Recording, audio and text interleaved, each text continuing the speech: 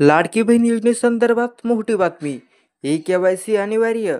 2.5 लाखापेक्षा जास्त उत्पन्नवाल्यांना मोठा धक्का. राज्यातील लाडकी बहीण योजना लाभार्थींसाठी महिलांसाठी आताच्या क्षणाची महत्त्वाची बातमी. सरकारने आता ई-के-वाय-सी अनिवार्य केले असून 31 डिसेंबर ही शेवटची तारीख जाहीर करण्यात आली आहे.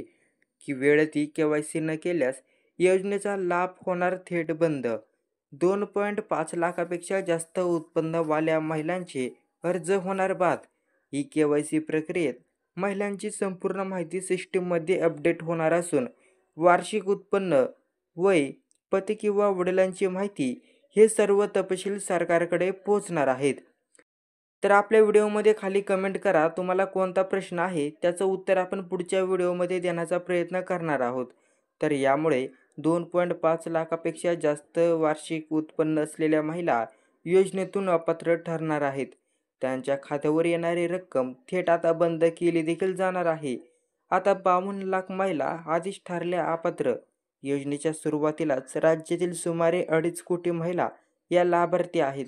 तपासादरम्यान 52 लाख महिला निकषांबाहेर असल्याचं समोर आलं आणि त्यांचा लाभ आधीच बंद करण्यात आला आहे. आता 31 डिसेंबरपूर्वी ई-के-वाय-सी पूर्ण न केलेल्या महिलांना पुढील महिन्यापासून कोणताही पैसा मिळणार नाही. धन्यवाद.